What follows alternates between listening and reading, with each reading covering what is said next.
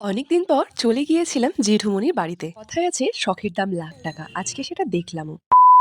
Hello everyone, welcome back to Dipti's little corner of the internet. সাথে এটা ভীষণ পরিমাণে হয়, জানি না তোমাদের সাথে হয় কিনা। এই যে মাকে দেখছো রাস্তায় এসে টাকা নিয়ে দাঁড়িয়ে আছে। ভাগ্যিস আমাদের বাড়ি একেবারে মেন রোডের ধারে, নয়তো আমার কি যে হতো আমি ঠিক জানি না। আমার কাছে টাকা পয়সা থাকলে আমি জাস্ট খরচা করে ফেলি, আর একেবারেই হিসেব করি না যে তারপর আমার কি হবে। আর এরকমটা আমার সাথে বেশ কয়েকবার হয়েছে। আমার কাছে যদি 500, 1000 বা কয়েক হাজার টাকাও থাকে, সেগুলো খরচ করে ফেলি। আর তারপর ফেরার সময় দেখি গাড়ি ভাড়াটুকু আমার কাছে নেই। আর ফোনপে বা জিপে যে করব, অনেক সময় সেটাও অ্যাভেলেবেল থাকে না। যদিও এটা গর্বের বিষয় না, কিন্তু খুব একটা খারাপ বিষয়।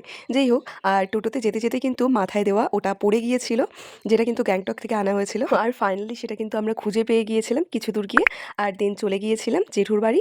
আর ওই ছিল আমার জেঠু আর ছোট জেম্মা। আর ওদের বাড়ির সামনে এত সুন্দর সুন্দর সব ফুল গাছ, যে দেখে একেবারে মন ভরে যাচ্ছিল। ওখান থেকে আমাদের যাওয়ার ছিল আর একটা জায়গায়, তো সেটা না হয় অন্য কোনো ভিডিওতে বলবো। দেন কিন্তু এখানে ঠাকুর বরণ থেকে পুজো অর্ধেকটা হয়ে গিয়েছিল। আর এই পুজো দিচ্ছে এই হচ্ছে কিন্তু ছোট জেঠুর ছেলে, মানে আমার ভাই। আর বংশানুক্রমে কিন্তু এ বাড়িতে এই সন্ন্যাস পুজো ছোট থেকেই হয়ে আসছে। আর আলাদা করে কোনো ঠাকুর বা পূজারি ডেকে পূজা করানো হয় না। এখানে কিন্তু ছোট ভাই, মানে ছোট জেঠুর ছেলেই কিন্তু সুন্দর করে পূজা দেয়।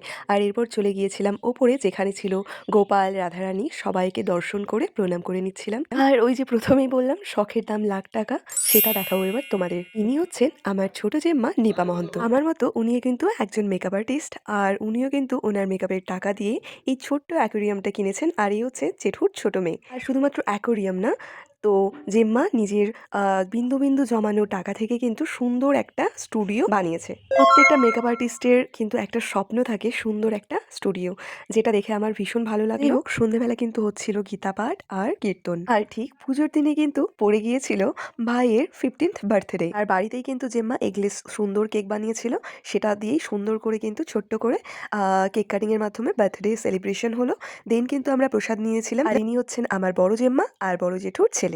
যদিও বা বড় জেঠু বাড়িতে ছিল না, আমরা বেরিয়েছিলাম ওই রাত 10টা থেকে 10:30 নাগাদ, যখন কিন্তু হালকা হালকা ঝড় চলছিল। বাড়িতে প্রবলেম হবে জন্য আমি কিন্তু তাড়া দিয়ে বাবাকে নিয়ে আসি। তো মাঝ রাস্তায় কিন্তু আমরা বেশ বিপদে পড়ে গিয়েছিলাম। বাবা তো ভীষণ ভিজে গিয়েছিল। লাস্ট অব্দি 2 ঘন্টা ওয়েট করে কাঁপতে কাঁপতে কিন্তু কোনো মতো বাড়ি পৌঁছেছি।